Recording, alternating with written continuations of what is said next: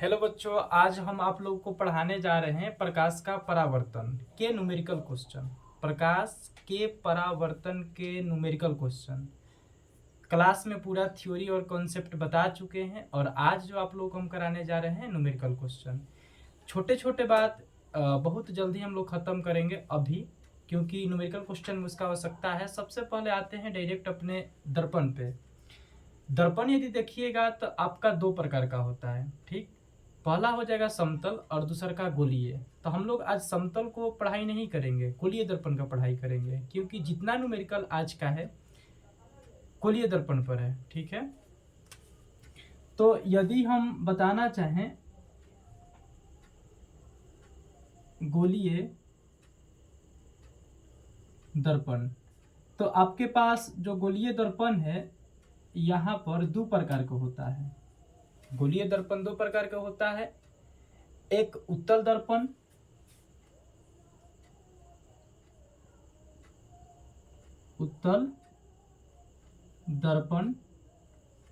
और दूसरा का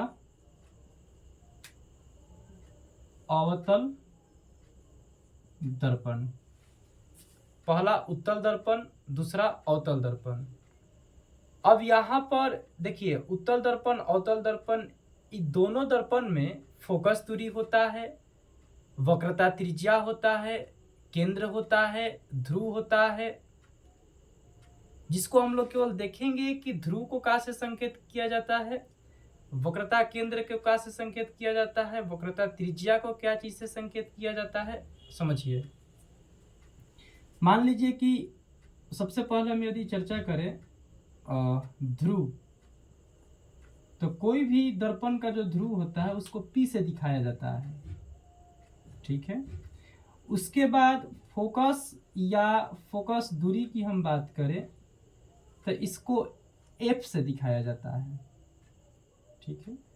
और वक्रता त्रिज्या की यदि हम बात करें, वक्रता त्रिज्या तो R से दिखाया जाता है, ठीक है। और वक्रता केंद्र के हम बात करें, वक्रता केंद्र तो C से दिखाया जाता है, ठीक है। और आज जो आप लोग पढ़ाई कीजिएगा अवतल दर्पण और उत्तल दर्पण पे आधारित न्यूमेरिकल क्वेश्चन, ठीक है।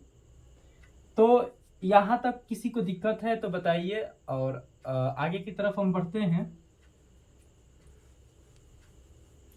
उत्तल दर्पण देखिए, जो उत्तल दर्पण का फोकस दूरी होता है, उत्तल दर्पण का फोकस दूरी धनात्मक होता है। क्या होता है? धनात्मक। धनात्मक का अर्थ होता है प्लस। मान लीजिए कि आप फोकस दूरी ज्ञात किए और आपका आ गया 4 सेंटीमीटर प्लस का, तो ई समझा जाएगा कि वह जो है उत्तल दर्पण का फोकस दूरी है, ठीक है। और अवतल दर्पण का जो फोकस दूरी होता है, अवतल दर्पण का फोकस दूरी वो जो होता है ऋणात्मक होता है। क्या होता है? ऋणात्मक, मतलब माइनस का होता है। जैसे मान लीजिए कि आपके पास ऑब्जेक्टिव में है कि -10 सेंटीमीटर, तो वह मतलब जो फोकस दूरी है अवतल दर्पण का हो जाएगा, ठीक है। तो अब आपके पास एक छोटा सा संबंध बताया जाता है कि गोलीय दर्पण में वक्रता त्रिज्या सुनिएगा, गोलीय दर्पण में वक्रता त्रिज्या, और कुछ ही देर पहले बताए हैं कि वक्रता त्रिज्या को हम लोग संकेत करते हैं R से। तो गोलीय दर्पण में वक्रता त्रिज्या जिसको हम R कह सकते हैं, ठीक है, तथा फोकस दूरी, और फोकस दूरी को हम लोग F से सूचित करेंगे, के संबंध को एक सूत्र से दर्शाया जाता है। मतलब कि आपका जो फोकस दूरी है और उसके बाद वक्रता त्रिज्या, उसको एक सूत्र से दर्शाया जाता है, और वह सूत्र जो आपका हो जाएगा F बराबर R/2। ठीक है, और इसी सूत्र को हम लोग लिख सकते हैं R बराबर 2F। जो आपके पास सूत्र था F बराबर R/2, या इसी सूत्र को हम लिख सकते हैं R बराबर 2F। और यह सूत्र अवतल दर्पण के लिए भी प्रयोग किया जाएगा और उत्तल दर्पण के लिए भी, दोनों के लिए। ठीक है, यहां पर बताया जाता है कि फोकस दूरी जो है वक्रता त्रिज्या की आधी होती है। फोकस दूरी वक्रता त्रिज्या की क्या होती है? आधी होती है, याद रखिएगा। तो अब आपके पास एक छोटा सा न्यूमेरिकल क्वेश्चन रखने जा रहे हैं, जिसको आप लोग समझिएगा।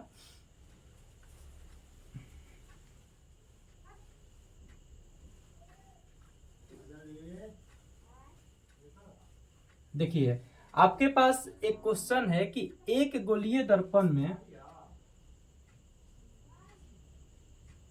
एक गोलीय दर्पण में वक्रता त्रिज्या, एक गोलीय दर्पण में वक्रता त्रिज्या 24 सेंटीमीटर है, 24 सेंटीमीटर है। तो इस दर्पण का फोकस दूरी ज्ञात करें। आपके पास एक गोलीय दर्पण दिया हुआ है जिसमें वक्रता त्रिज्या 24 सेंटीमीटर है, और इस दर्पण का क्या ज्ञात करना है? फोकस दूरी। ठीक है, तो हम हल करते हैं। देखिए किस प्रकार। सबसे पहले लिख लीजिएगा जो आपके पास दिया हुआ है, वक्रता त्रिज्या कितना है? 24 सेंटीमीटर। तो लिखिएगा दिया गया है, दिया गया है, क्या दिया है? वक्रता त्रिज्या, वक्रता त्रिज्या। वक्रता त्रिज्या को हम R से सूचित कर सकते हैं, तो R बराबर 24 सेंटीमीटर। उसके बाद सूत्र अभी बताए हैं आप लोगों से कि सूत्र होता है फोकस ज्ञात करने के लिए F बराबर R/2। तो फोकस ज्ञात करना है तो फोकस के फोकस रहने दीजिए, क्योंकि फोकस को संकेत F से किया जाता है, जिस कारण से हम F लिखे, बराबर R यानी कि वक्रता त्रिज्या।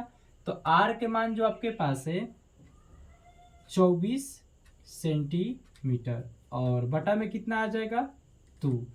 तो 2 से भाग लगाइएगा तो 12 बार में कट जाएगा, तो आपके पास F बराबर आया 12 सेंटीमीटर। तो हम कह सकते हैं कि अतः फोकस दूरी कितना हो गया? 12 सेंटीमीटर। तो आंसर आपका हो जाएगा अतः फोकस दूरी बराबर 12 सेंटीमीटर। उम्मीद करते हैं कि ये प्रश्न आप लोगों को समझ में आया होगा। ठीक है, उसके बाद अगला क्वेश्चन आप लोग हम सामने रखते हैं। पहले इसको छापिए।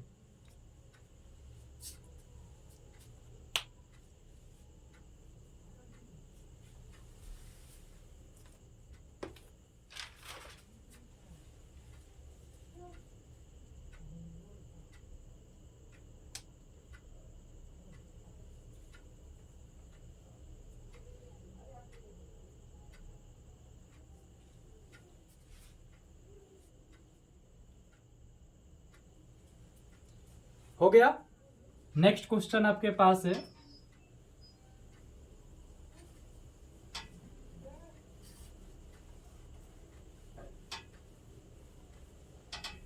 देखिए यहां पर जो आपका क्वेश्चन है कुछ थोड़ा सा अलग है। देखिए क्या प्रश्न है,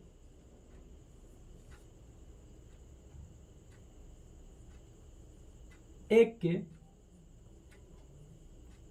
उत्तल दर्पण का फोकस दूरी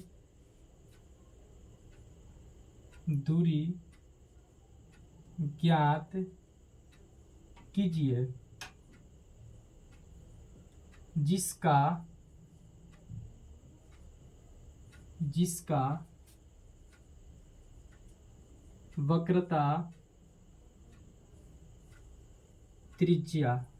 वक्रता त्रिज्या 32 सेंटीमीटर है। ठीक है, एक उत्तल दर्पण का फोकस दूरी ज्ञात करना है जिसका वक्रता त्रिज्या 32 सेंटीमीटर है। बिल्कुल उसी प्रकार का क्वेश्चन है।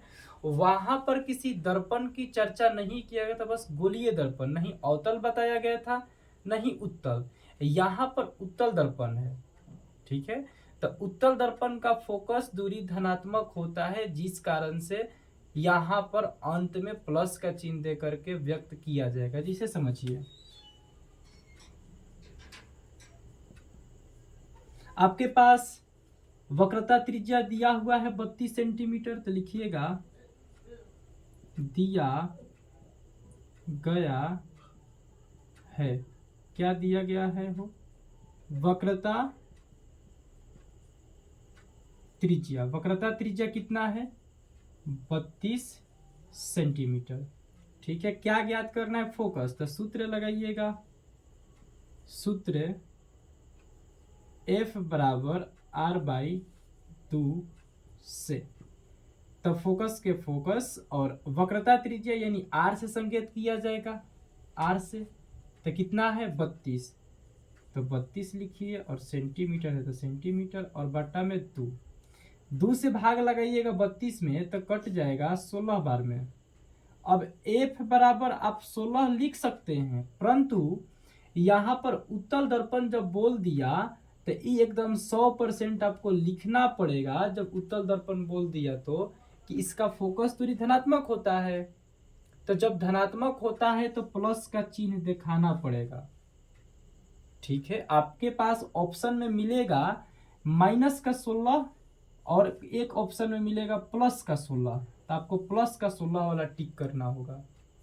ठीक है, और यदि इसी प्रश्न में यहाँ पर अवतल दर्पण दिया होता तो -16 हो जाता। ठीक है, तो यहाँ पर लिखिएगा कि अतः उत्तल दर्पण का फोकस दूरी 16 सेंटीमीटर है। तो मेरे बच्चे, उम्मीद है कि आप लोगों को प्रश्न समझ में आया होगा। बाकी अगला जो क्वेश्चन होगा अगले वीडियो में आएगा। बस आज के लिए इतना ही। इसको भी छपाई कर लीजिए अपने कॉपी पर।